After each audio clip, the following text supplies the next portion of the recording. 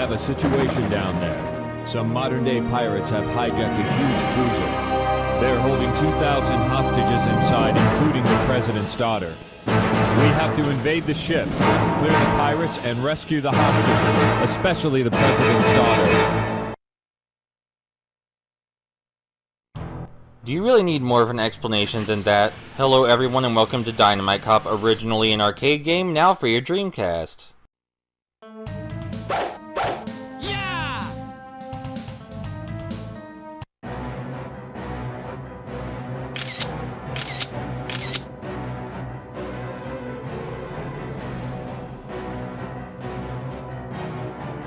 Go! Move it!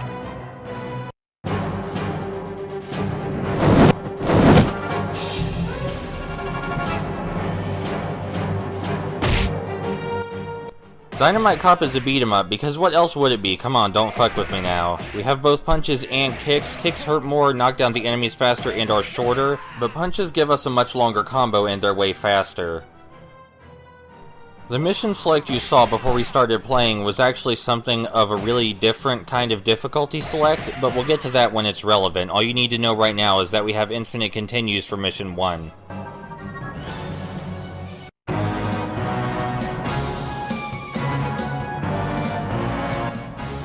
The first thing you want to do when you get in this room is take out this asshole hiding behind the counter, because otherwise he'll throw shit at you while you're distracted. We just picked up a giant S that he dropped. Oh, hold on. Oh my god, there's so much happening at once. You see that bar underneath our health that says power up?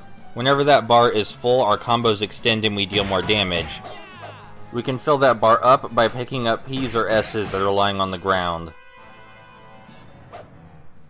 Any enemy with a shell on his back is a bit more difficult than your average enemy.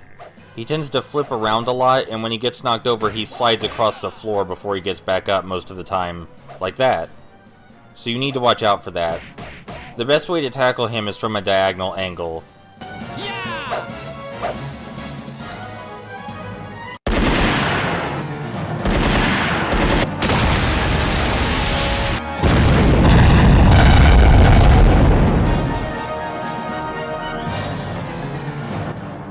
Yes, this game does have QuickTime events, and when you fail them, either nothing happens, or you get into a fight that you could have avoided otherwise.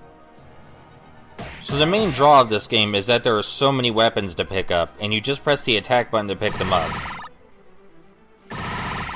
These range from conventional weapons like laser guns, to things like lawn chairs, which you're about to see, I hope. There we go. These two are our first boss fight, and they telegraph their attacks very well because they are rather large. As long as you stay away from them, it shouldn't be much of an issue. If you wanted to, you could have saved the giant missile that we used for these guys instead of using it on the normal enemies. But we didn't do that because it's more fun to fight them fair. At least this time around. All the characters have a dash, and you can activate special dash moves by pressing the attack button immediately after you dash, like sweeping the leg, which is what we did to her. And you know, maybe if you wear clothes, this machine gun wouldn't have killed you so good.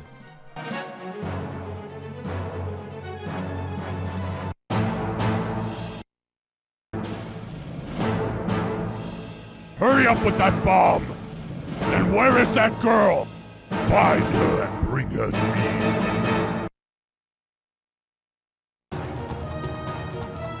Man, I like this room. This is a fancy place. So when you move from one screen to another, you can keep any guns you are carrying, but not any melee weapons. Your character will put guns away and take them back out, but they just drop any melee weapons before they move to the next room. Which is unfortunate, but it also does make the game more challenging, which is appreciated. We have apples, which we can either eat or throw at enemies. Eating them refills a tiny bit of our health, and throwing them at enemies doesn't hurt them very much, but it's funny. Many of the weapons actually have two functions like that, though they're not always that different.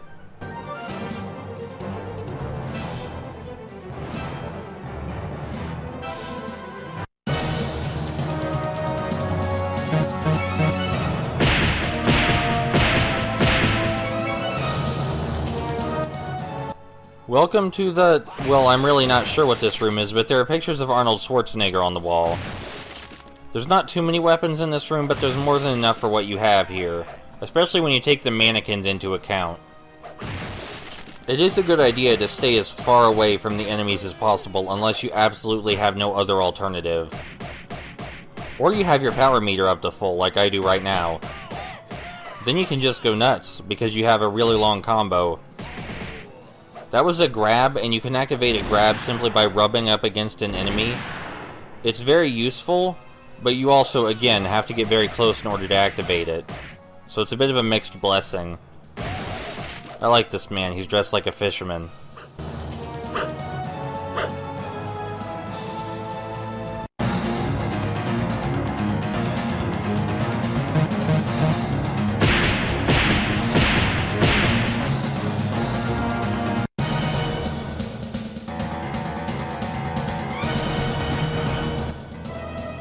Welcome to the restaurant where we have many strange weapons at your disposal, such as the French roll, which I believe is called a baguette, but the game insists it's called a French roll instead. We're trying to save the weapons for now because I know there are some enemies coming up that we're going to need them for, but that doesn't stop the enemies from picking them up anyway, like assholes. That was my roll. You could consider it dangerous to leave weapons lying around for this reason, but it's very easy to disarm people, usually. Unless they have weapons that just come attached to the character model, then you can't really disarm them. Here are the two difficult enemies I was talking about. They have a much wider range than any of the longer range than any of the enemies we fought so far. And when they get you in a combo, they can take out a good quarter of your health without even trying. They also have a really nasty grab up their sleeve. So we're trying to make the range game even by hitting them with this French roll, as it's called. If you do get caught in one of their grabs, you can break out of it simply by pressing both shoulder buttons, which uses your desperation attack. This does take up some of your health, but we have our health overstacked by picking up so many health items already.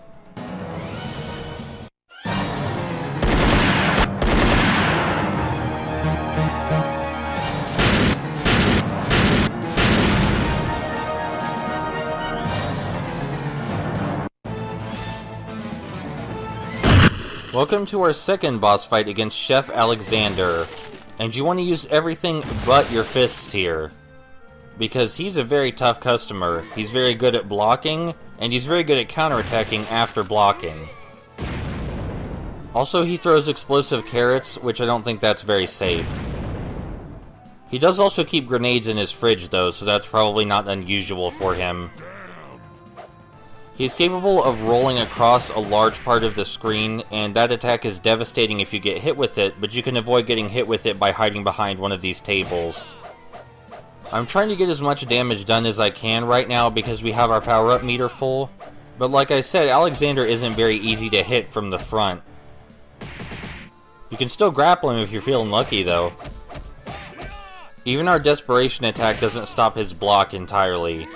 It can very easily break us out of his combo, though. Unfortunately, there's not much else in this room for us to use besides those grenades that Alexander is currently standing on. So I want to get those away from him. I mean, I don't know, maybe refrigerating grenades makes them work better. He's still got a tiny bit of health left, but I think we can take him now.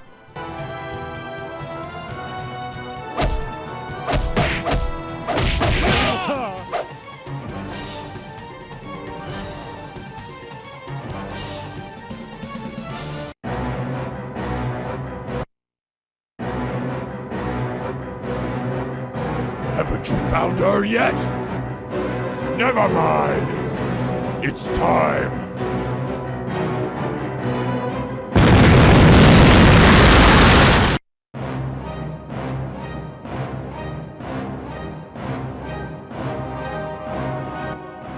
Once again, there's a guy hidden in the background, and he will shoot you if you don't take him out. I think this is the first instance of the enemies having guns themselves, and you want to get over and punch them as quickly as possible so you can disarm them. Any enemy with a gun is your top priority, because the guns don't hurt them the most, but they will hurt you a lot. And the enemies eagerly gravitate toward guns. They are just the most excited to pick them up. You know, you figure an operation like this would involve a lot more of the pirates actually having guns by default, but maybe they didn't have that big a budget. All the money was spent on their boss's neat cybernetic eye. I mean, that shit don't cost $1. I like that there were guns inside these wooden boxes. Did the pirates bring these guns with them, or were they just sitting here with guns in them while normal people were riding the ship? We can also smack people with our guns instead of using them to shoot, but that's not very effective. It's only useful if you want to save ammo.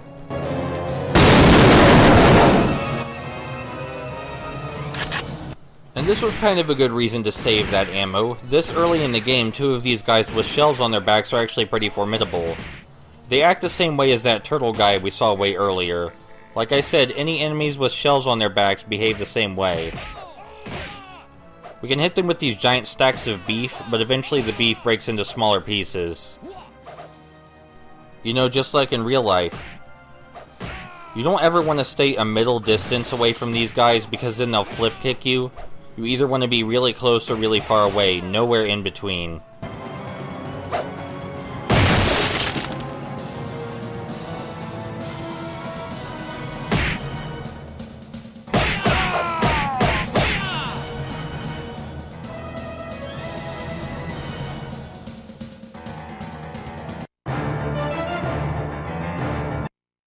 Let's go!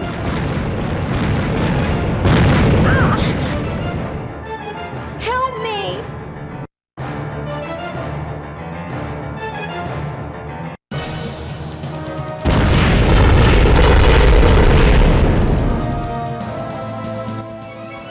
Okay, I'm sorry, sir, but you are definitely not allowed to keep that rocket launcher. That's ours now. Ow. Something of note is that you can't carry heavier guns into the next room. For example, this missile launcher won't be coming with us, even if we did save its ammo. There's some more enemies with even better guns still to come. One of them has 2 assault rifles. But there are also 2 anti-ship missiles over there in the corner. So after we're done playing with this handgun, we'll go deal with them that way. Oh, something else interesting is that while your power-up meter is full, you actually fire extra shots from your handgun as well. Adrenaline is a hell of a drug. That explosion was probably very impressive back when this came out in arcades, and maybe back when it came out on the Dreamcast. I'm not sure.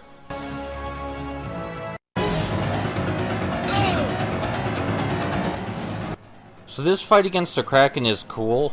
But we also fight it 2 more times, and I really want to save this fight for when it will be its most special, so we're going to skip past it for now.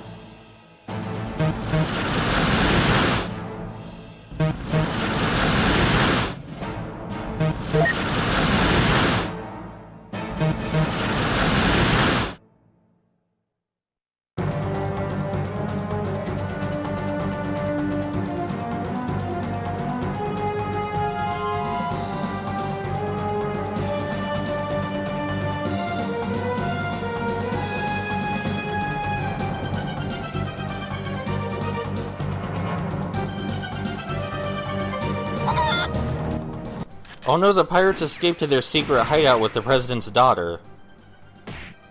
This thing in the crate over here is called a chicken leg, and it's a rideable mount from the Golden Axe video games. The sign above that door even says chicken leg, in case you didn't get the reference. If we run up to someone from behind with a handgun, we're able to arrest them instead of kill them, but this is rather difficult to do, so usually I just kill them. I mean, the path of least resistance, right? Man, the inside of that building doesn't look very big, but people just keep on coming out of it.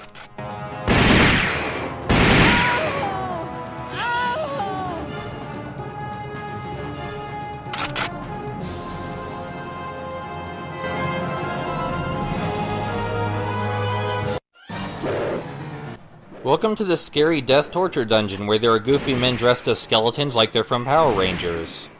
The skeleton men have the ability to duplicate after they fall over, so they may have some form of mystical power. But I have no idea about the skeleton men's mysterious origin story. At least I don't yet. We're gonna save that. We obviously can't get too close to the back wall or else this scythe will fuck us up. It can hurt the enemies too though, so that's a plus. It does extend from the wall a tiny bit, but it can't reach you on the other side of the screen. The other side of the screen next to this gray void. If you're curious, this game was recorded and played on an actual Dreamcast, so this gray void is just there. Maybe it was summoned here by the skeleton people. That would make a lot of sense.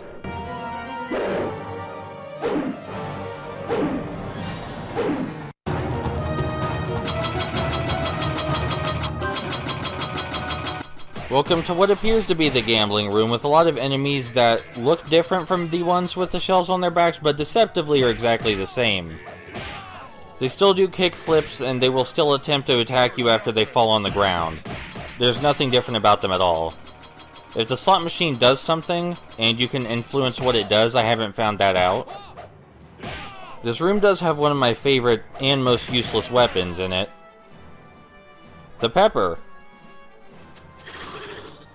It does hurt the enemies, but not very much, and you have to get really close to use it. It does make them make funny coughing sounds though, so that's worth it. There sadly aren't a whole lot of other weapons in this room aside from those chairs. But we're pretty near the end of the game now. Or the end of mission 1, rather. We still have to see what the other missions have in store for us, which is a lot. Like I said, the different missions are kind of a difficulty select, but they're also a lot more than that.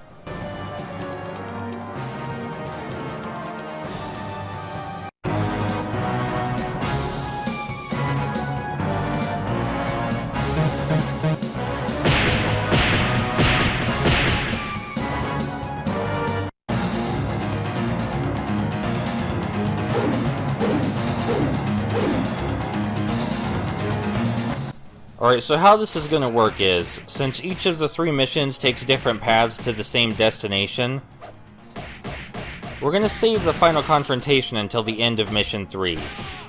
And until then, you're just going to have to guess what the ending is, and who you fight.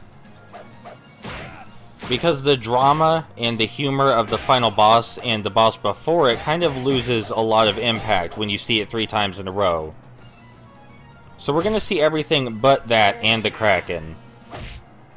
Which means after we deal with these duplicating skeletons, some of which have machine guns, it will be time to exit the story mode, and we're going to look at survival mode before we end the video. I say story mode, but this is the arcade mode. This is exactly how the game played in the arcade. I mean, except you didn't have a Dreamcast controller and there weren't collectibles that made your VMU beep. But aside from that,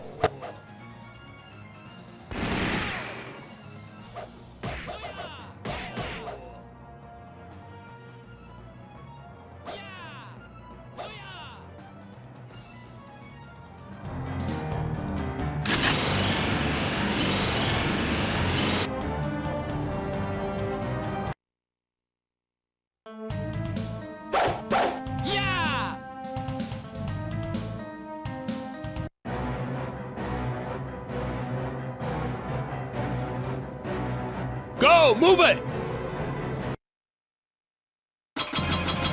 so the goal in survival mode is simply to live as long as you can. There are a lot more enemies that come at you than in arcade mode, and it's generally just more difficult. It can be done though. I believe the max score is 30, but I only get 27 here. Or is it 28? Either way, I'm just gonna shut up and let you enjoy survival mode, and I'll see you next video.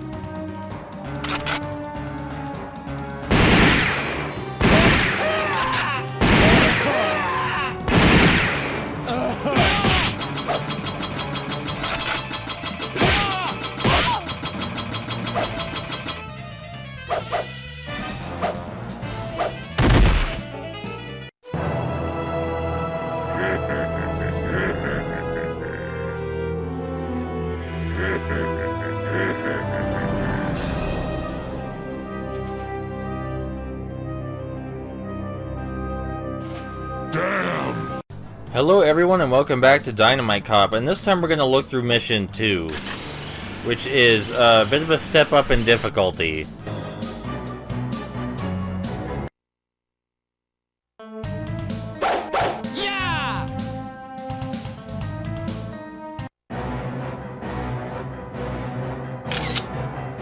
Go! Move it!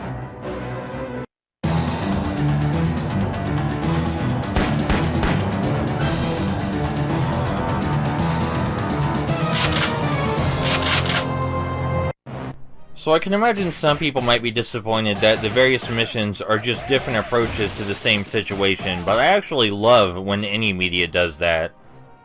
I like seeing how the outcome would be different depending on how things were handled.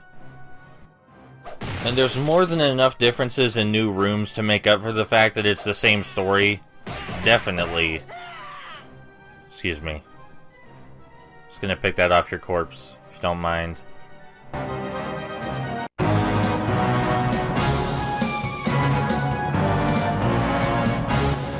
In this room we obtain probably the game's most famous weapon, the hairspray. Now the hairspray has a special combination with another item that we won't get to see in Mission 2, and the hairspray is entirely missing in Mission 1. You have to play Mission 3 in order to see the full effect of the hairspray. I also like how this room initially appears to be very tiny and closed in, and then a boat pulls up right alongside it so you have more room to maneuver. It's cute. You already know how to deal with these shell guys, just come at them from an angle. With a weapon is better, but if you can't use a weapon, your kicks will work just fine.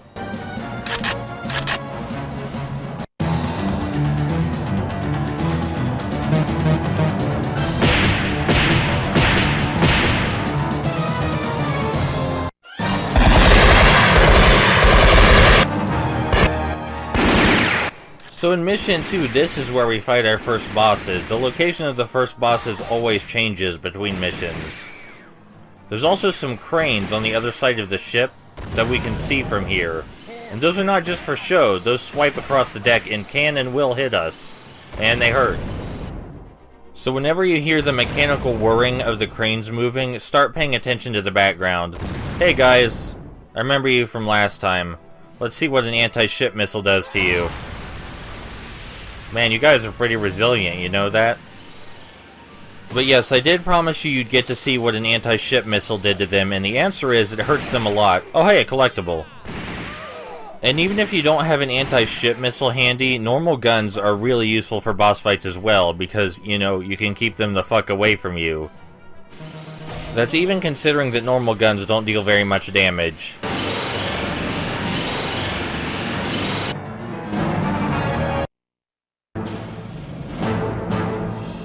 Hurry up with that bomb! And where is that girl? Find her and bring her to me. Hey, you may remember this room from last time, except now there's new items in it, like this vacuum cleaner, which we have to punch before we can pick it up. I mean, that seems kind of arbitrary, but whatever, it's still a vacuum cleaner we can hit people with. You might have noticed that one of the guys was kicking the vending machine. You know, you can probably just bust it apart. It's not like you're riding here. You don't have to worry about getting your money back. You can just take whatever shit's lying around and sell that. I'm sure those golden statues are worth a lot of money. Unless they're faux gold. Well, let's assume that it's real gold because this is a goofy game.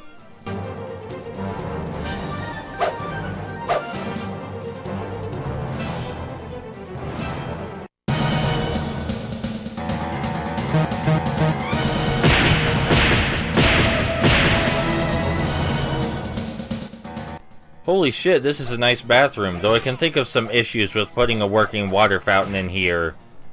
I mean, that just seems like a huge oversight. But yeah, like I said, this game is really goofy. Those are solid gold bathroom doors. And for the life of me, I couldn't tell you what those chairs were for, but they must be for something. In spite of the wet floor sign down there, we can't actually slip on the wet floor. I've tried. It's not possible. Oh, holy shit, I forgot we could pick up the toilets. This is the best game.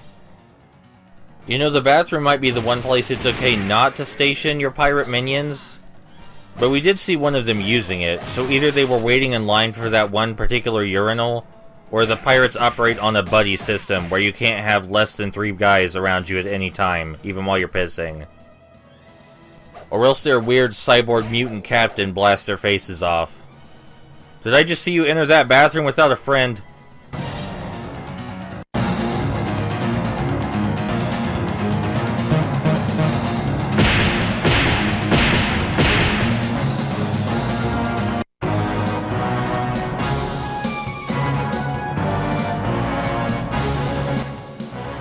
Welcome back to the restaurant, but this time it's Japanese instead of French, so no French rolls for us, but there are giant paper lanterns that will knock us over if they hit us. And they will also knock the enemies over because the enemies are too stupid and don't get out of the way. There's also a very tiny moat over to our left, and I love that. That is such a minor detail that nobody would ever pay any attention to. It really sells this whole fancy restaurant on board a giant ship feeling for me. It's not fancy unless you have water flowing in every room. And that's not just something Dynamite Cop taught me, this is from my real-life experiences. We've almost used all the weapons in this room already, which may seem like a big deal, but the only hard enemies we have to worry about in here are a couple of guys with swords. And they have a really long reach and like to poke at you from a distance, so it's best to go around their swords whenever possible. But if that's not possible, just use your kicks, because your kicks have a pretty good distance and knock them down very fast. And these particular ninja variations of the sword enemy are capable of teleporting around at will, which doesn't really help them as much as they probably think it does. But you know, if I learned to teleport, I would probably use it excessively too. Even though there was no point in teleporting onto that table, sir, what the fuck was that? Yes, I am very proud of you and impressed with your martial arts skill, but you need to use it in a practical manner. See, like this pepper shaker, I'm using this pepper shaker in a very practical manner, and I'm getting my ass kicked. So yeah, please take my advice and don't attack them from the front like I did 3 times in a row.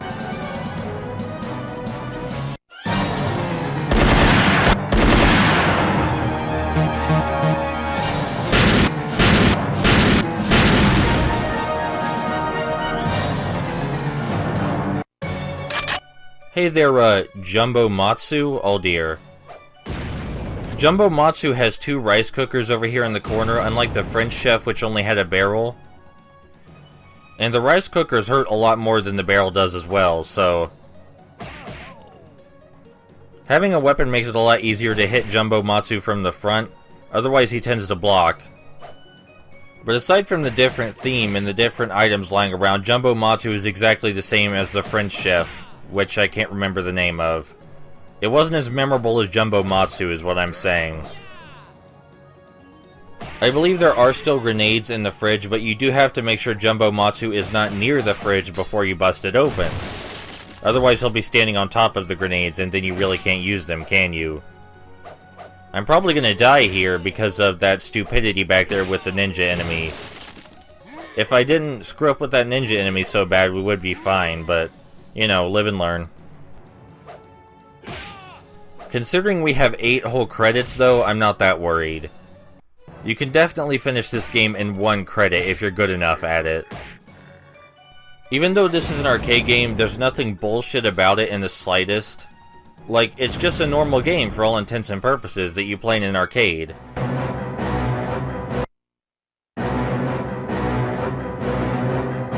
Haven't you found her yet?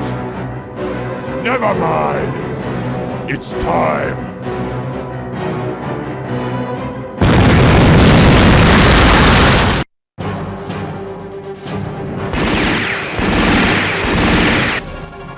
Hey, we're back here. That took a while. Oh man, I actually got shot by this guy. So this time there are 2 enemies with guns instead of who we had last time. But as long as you disarm them really quickly, it shouldn't be an issue. Anyway, as I was saying, even though this is an arcade game, it's not a quarter muncher. Especially if you're good at beat-em-ups. Something I like about ports from arcade to home consoles is that the better ports have a challenge mode that is far more difficult than the original gameplay. just to insult you, like, well, if you thought this was hard in arcades, well, fuck you. And we'll take a very brief look at Dynamite Cop's challenge mode after we're done with all 3 missions.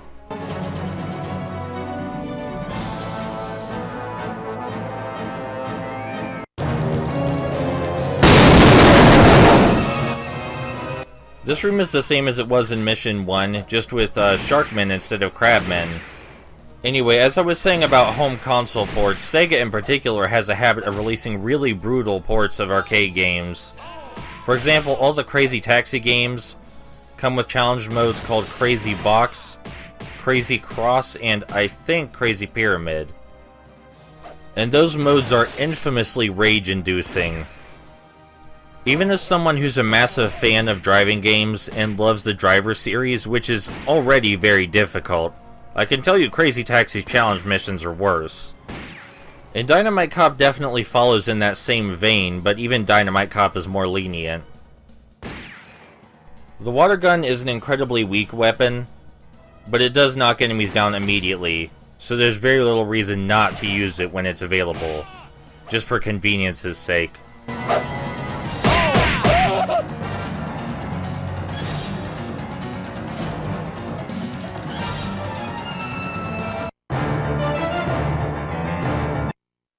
Let's go!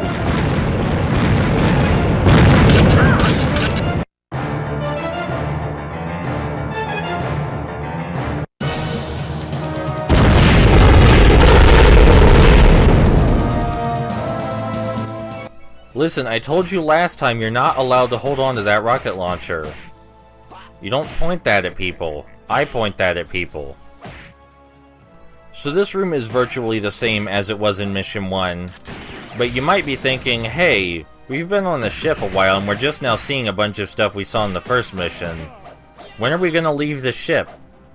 Well, something unique to Mission 2 is that we don't leave the ship. It's the only mission of the 3 where we don't go to the secret hideout the pirates have. That's because in this mission we managed to catch the pirate's boss before he leaves. And yes, the pirate's boss does have a name, but I don't want to spoil the name. You'll see it when we fight him, because it's a beautiful name. It's even better than Jumbo Matsu, and so is the semi-final boss. All the names are special, but they get better in ascending order. You know, Captain Gonzalez is pretty good, but it's nothing compared to Jumbo Matsu.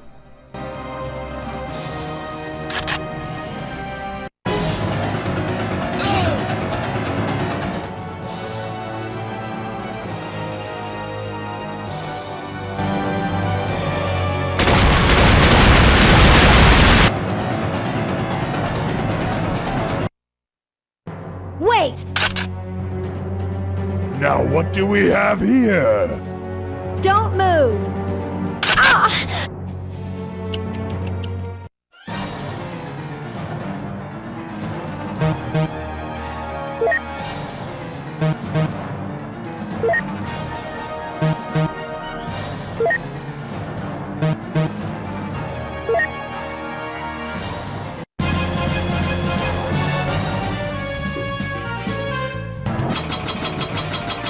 Man, we are so fucking lost right now. I would ask these skeleton men for directions, but I'm not even sure they can speak. Anyway, welcome back to the gambling room. We saw it last time when we were looking at survival mode. So yes, it is an actual location in the game, just with way less enemies. But other than that, it's the same. We've already seen these skeleton guys. The biggest concern is that sometimes the bigger skeleton enemies don't have 2 swords, but instead have 2 guns. And that's a lot more dangerous for obvious reasons. So yeah, I think 9 credits is a little bit excessive. But, you know, if you were playing this in arcades, and you were playing it like any other arcade game, and we're just mashing buttons, then maybe 9 credits is a good bet. This reminds me, someone recently said they were disappointed that this title didn't get released on Steam or anything later, like most Dreamcast classics. But one of my favorite arcade games from Sega, LA Machine Guns, didn't get a release until the Wii came out. So at least this came out earlier.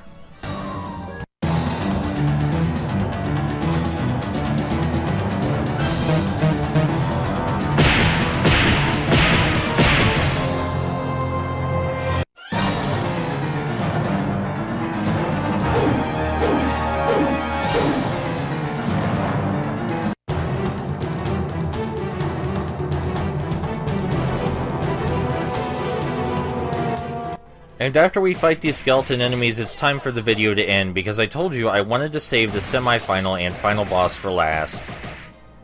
So all of them are going to end in the same place, right before we rescue our captain. We did get to see the captain do a lot more in this mission, at least. The captain and all of these characters did appear in this game's prequel in Japan, but in America, this game's prequel was changed to Die Hard Arcade because everybody loves Die Hard. And I'm not going to exclude myself from that, but it would have been nice to have the original unedited version. Because I don't think it's debatable how much personality these games have. I'm a little disappointed that none of these skeletons were singing karaoke. I mean, we're even hitting them with the microphone stand and they're still not screaming into it. Well, that was bad. But if you get to the end game and you're only missing 2 continues, you're doing fine.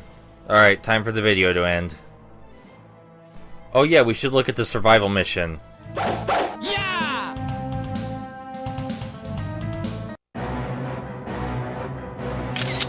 Go! Move it!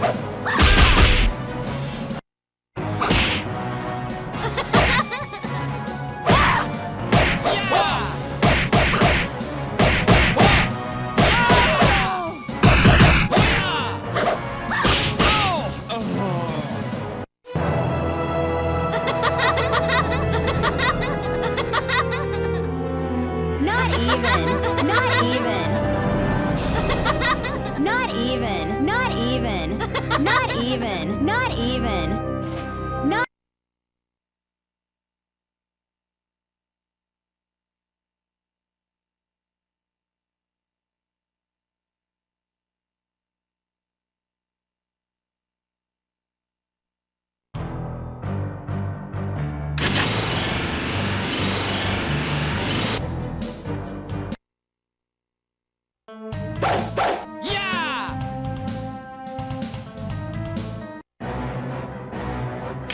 Go! Move it!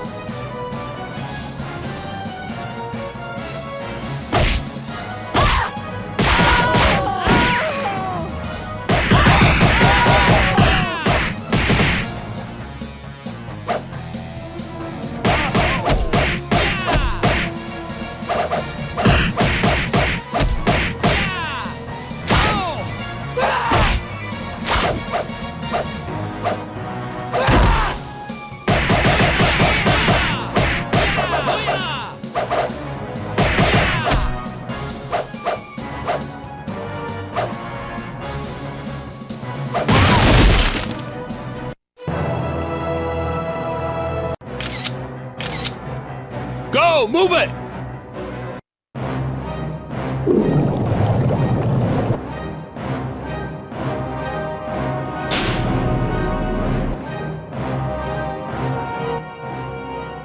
Welcome to the third mission, which is the hardest and best mission, both because of its challenge factor and because of the intense variety.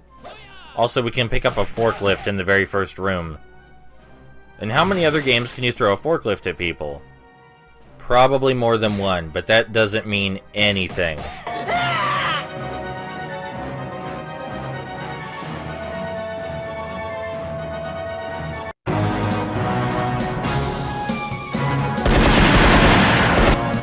Hey, it's this room again, and there's that sneaky fellow, and we have the enemies with guns just like before, but instead of crates, they're explosive barrels, which are better. Other than that, the strategy for this room is identical. Just disarm the enemies ASAP. Oh, also there are some guys with shells hanging around. I guess a guy with a shell. So yeah, I can already see that this mission is intent on being more difficult right from the start. Unfortunately, it's nothing we're not used to, or rather, fortunately.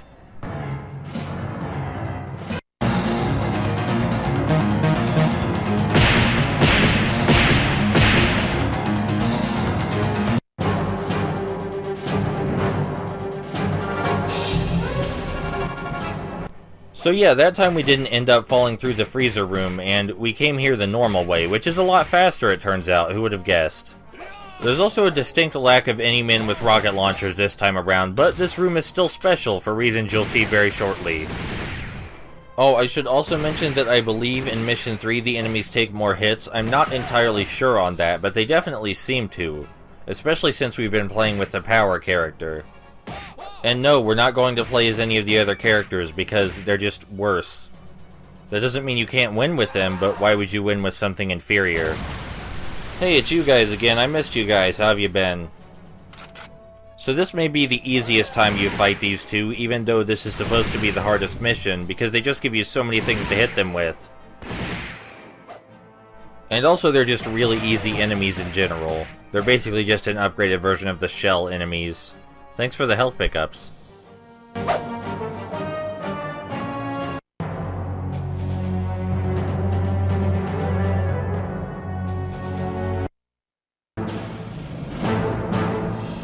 Hurry up with that bomb!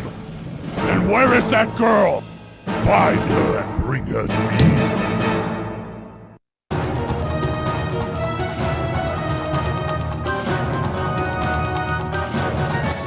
So this time it looks like the president's daughter managed to escape into the hallway, which is good on her. I guess she's learning. Well, she can't be learning because this is the same time period. We're just... something's changing for the better, that's what I'm trying to say. We've already seen this room before, but this time it does have different weapons. And the weapons are much better this time around. Though again, the enemies do appear to take more... Hey, thanks for the health pickup. Though again, the enemies do appear to take more hits. And there are more of them. As was mentioned back in Mission 1, our health stacks. So even though you can't see it right now, our health is extended way beyond the health bar.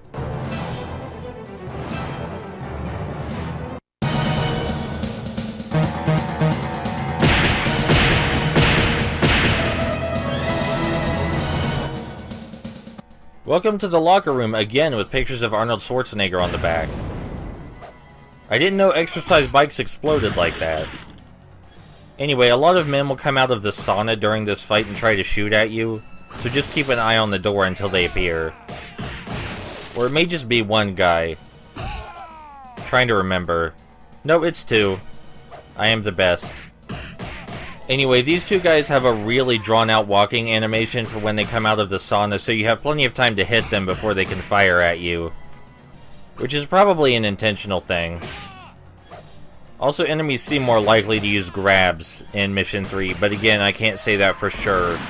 Because testing something in a sterile environment is not something this game allows you.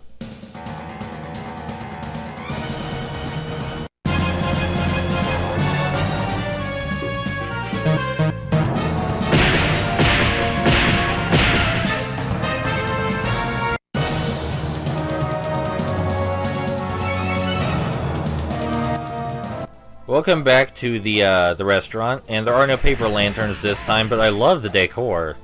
It's very pretty. especially the chairs. That's some good stuff. That lady with the bow might want to come down here because the bow can't shoot down. Yeah, thank you.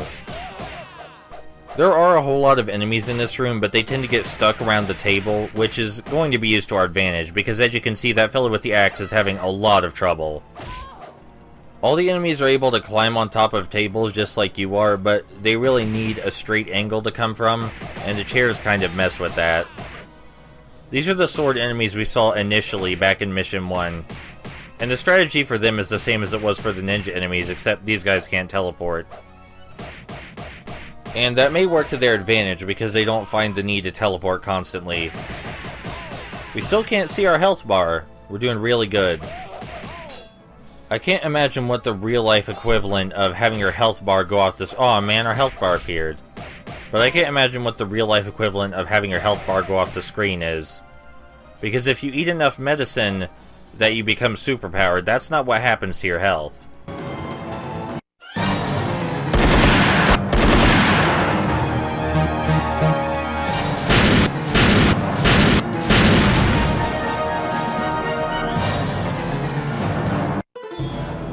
This time we're confronting Master Yang, and Master Yang has gas cans over in the corner instead of rice cookers, but they serve the same purpose as the rice cookers did. Master Yang is exactly the same as Jumbo Matsu and that French chef I can't remember. He even has grenades in his fridge like everybody else. The only difference is that he looks way goofier, and has a ton of makeshift spoon weapons sticking out of his back. But yes, his weakness is your quick attacks, especially if you have full power. He's capable of blocking your quick attacks sometimes if you don't have your full power meter, but when you do, it's just hopeless for him. There's nothing he can do about it. In general, a lot of the bosses are weak to your punches, but not your kicks. They block kicks very easily, even when you are powered up. Man, this was even easier than Jumbo Matsu.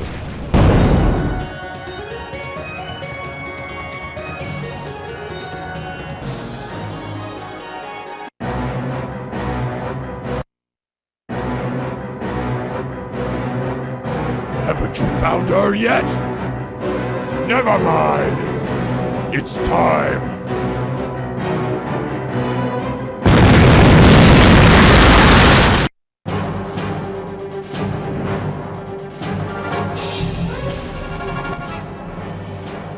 Hey, I'm sure you remember this area from Mission 2, and I believe this is where we found the hairspray last time. But this time we have a lighter in our inventory that we picked up in the restaurant.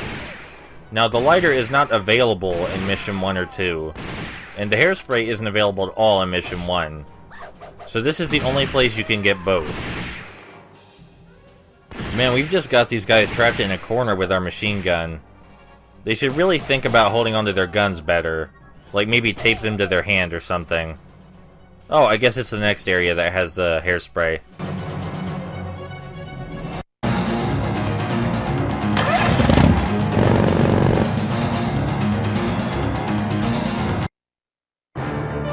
Quiet! I'm here to help you. Come on, follow me.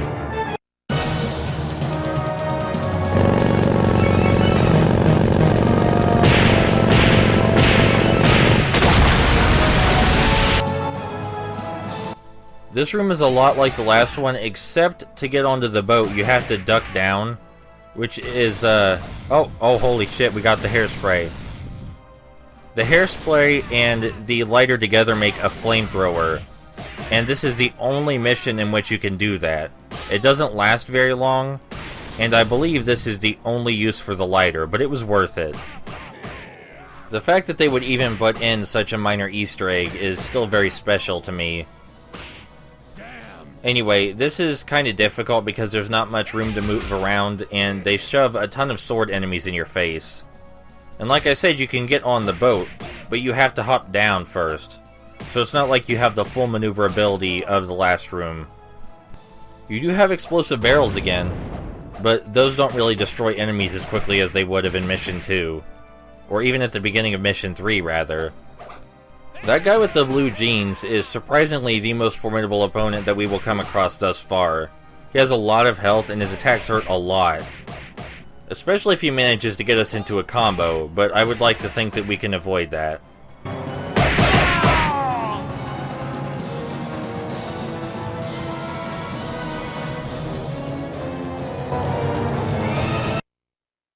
This way. Ah! Oh no!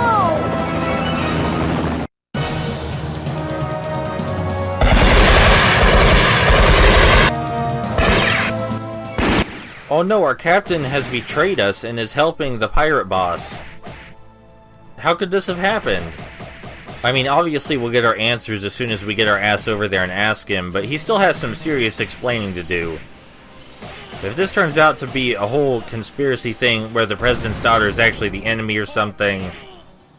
I mean, I'm just a cop. I didn't sign up for any Black Ops shit. I just punched it, alright? You know, international conspiracies are way out of my field. I love how maneuverable we are even while we're holding this enormous bazooka. We're not gonna let that slow us down. Why did I put that one down and pick up another one? Maybe I like the other one more. But anyway, there's no bosses here, unlike last time, just a whole ton of enemies, but the cranes are still active.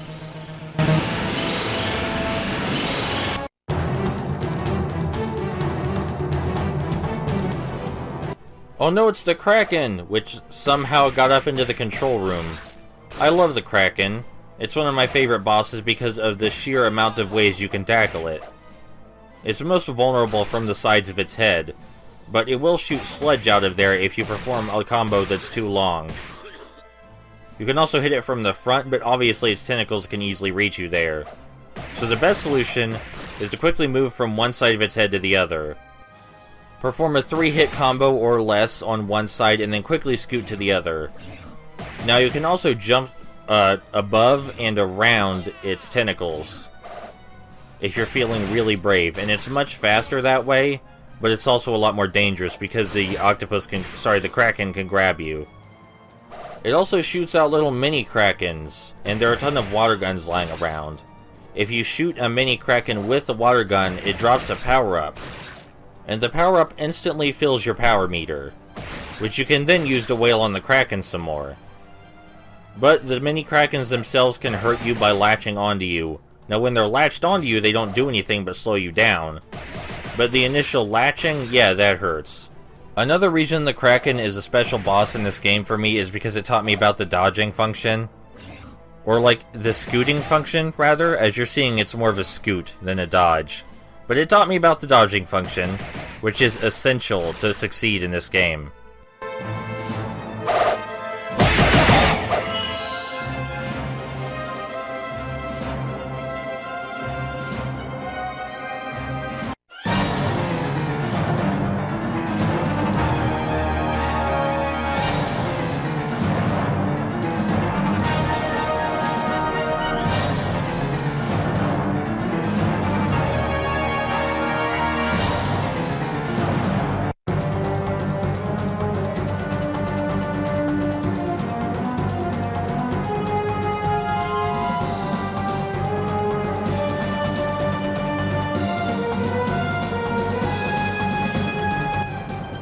Unlike Mission 1 and 2, we don't get a transitional minigame where we can fill up our health, because we rode a helicopter here this time.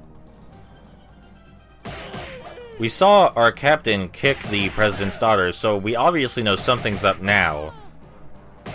But we still don't know why he would do that. Also, you can see that this time they're just selling fish instead of chicken leg. Maybe the chicken leg sold out before we got here. Either way, the fish is more useful because we can use it as a weapon, unlike the chicken leg, which just stayed in its cage. We have very little health left, and I doubt we're going to be able to make it to the boss with this much health. But hey, we got it this far without dying once, so that's an achievement.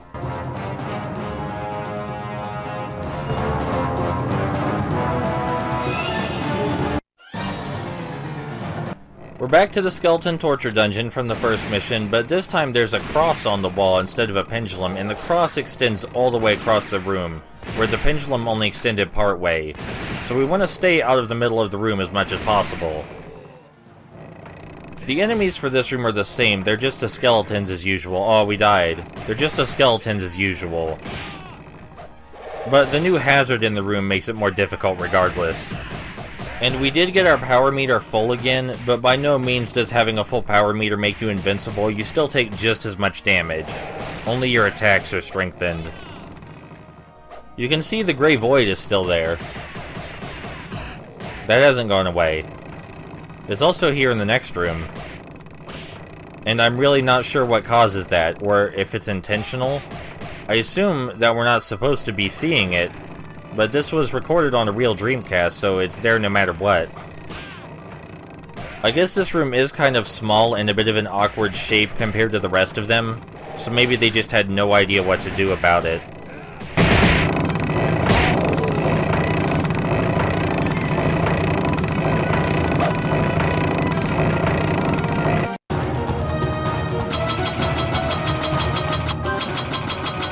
Welcome back to the second gambling room. We saw this one back in Mission 1, I believe.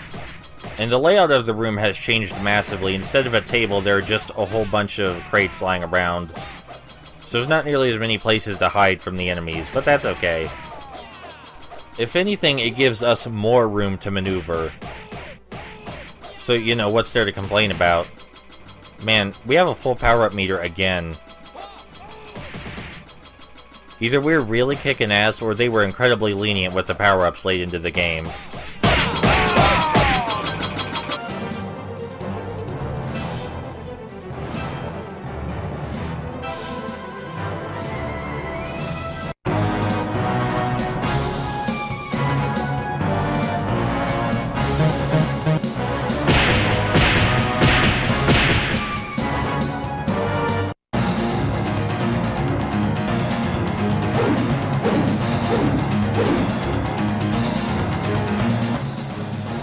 Alright, we're back on the boat for Mission 1, and we can see that they've kidnapped our captain. And even if he was acting more than a little bit weird, we still need to rescue him because he is our captain. I mean, the rest of these guys can die. But clearly he's still on our side if he was kidnapped, right? I mean, obviously he wanted to do something with the pirates, but then he was double-crossed, and then they tied him up. That has to be the explanation here. I honestly can't think of anything else, because otherwise why would he be tied up right there? Truly, this is the greatest mystery of our time. And we'll find the answer as soon as we kill all these ghost pirates. Huh, you know, killing ghost pirates sounds a lot more difficult than it actually is, apparently. A little bit underwhelmed with my first encounters with ghost pirates. Was expecting a little more.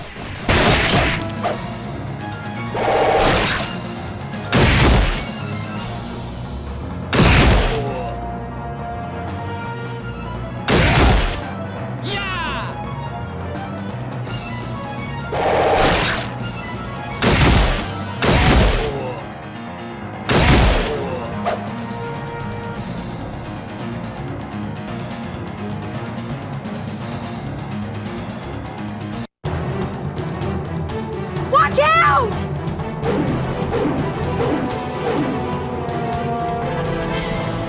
Stupid fools! Your captain is long dead. He's fish bait by now. Oh no, it's our longtime nemesis, Mask de Pedro. He has impersonated our captain and killed him. He's gone too far this time, we gotta put him down. So, Mask de Pedro's pattern is simply that he unleashes a combo on you and then he's vulnerable. In that order. He can also do a slide kick if you stand still for too long, but that's easy enough to get around. Ow. But then again, I also play a lot of beat-em-ups, and I just finished a boss in Spider-Man 3 with more or less this exact pattern. Except that boss was a lot less interesting and funny.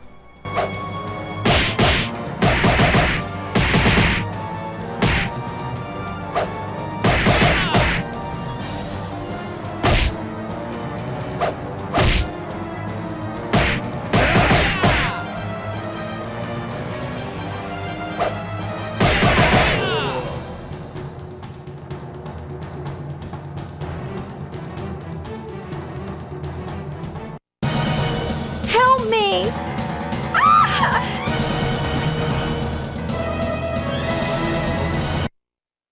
So there you are. I've been expecting you. I have changed my body to destroy you. Now, let's have some fun. Alright, now listen, Wolf Hongo is a big deal. He can spin around and teleport like the ninjas, but he fires a machine gun blast afterward. He has a whole anti-ship missile that can come out of his head. He has lasers, he has other missiles in his arms. You think you're just gonna come up here and beat him by smashing the punch button? Don't be ridiculous. This requires some serious strategy and finesse.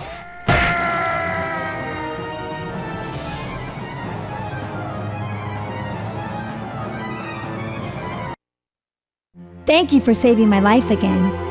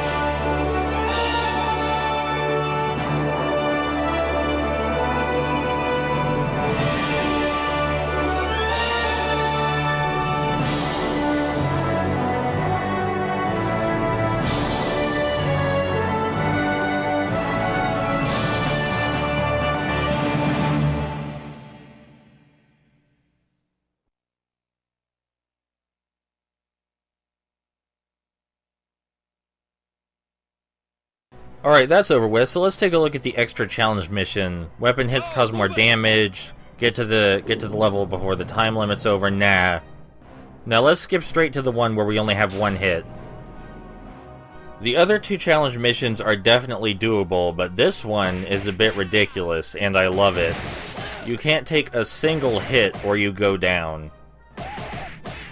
So the game basically comes up to you and says, hey, you want to talk about how arcade games are too hard? Well, fuck you, buddy. It's also really fun for me in particular because a lot of people claim that arcade games are too difficult, that they're quarter munchers, that they're unfair in general.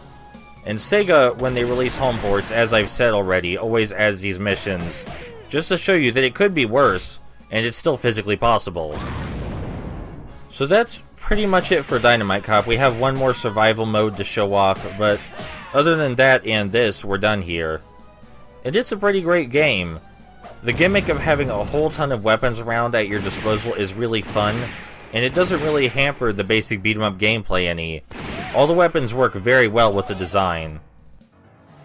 There's one beat-em-up that is very, very similar to this one called Fighting Force on the PlayStation 1 and Nintendo 64, and its gimmick is exactly the same, that there's a whole ton of weapons around in the environment for you to use. It might even have more weapons available than Dynamite Cop. The only downside is that the weapons are way less funny. But as far as I'm concerned, Dynamite Cop and Fighting Force could be long-lost brothers. They both have very, very similar game design and come from a very similar place. I'm only telling you this right now in case you wanted more Dynamite Cop and you weren't sure where to look. I do definitely recommend actually playing Dynamite Cop, but if you want more of that after it's over, there's Fighting Force. But other than that, that's it for this kind of game design and beat-em-ups, which is kind of staggering. You figured this gimmick would be done more often. But yeah, I love this game. It's funny, it's exciting, it's loud, it's everything you want from an arcade beat-em-up, and it's completely fair and playable. Not a single fucking cheap shot in this whole damn game. And that's saying a lot. Alright, on to the next challenge mode, and that'll be it. Thank you guys, and I'll see you soon.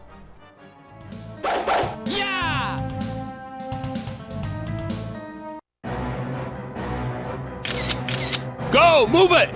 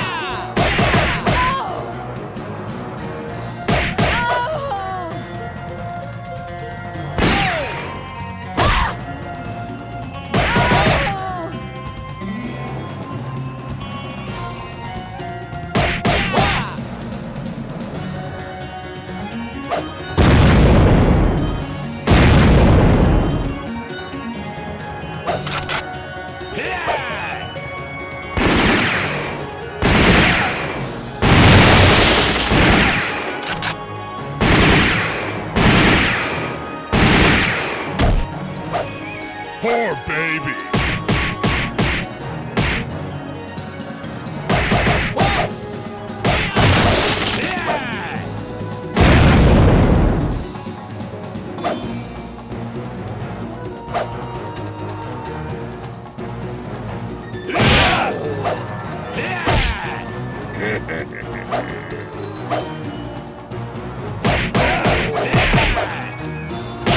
Poor baby.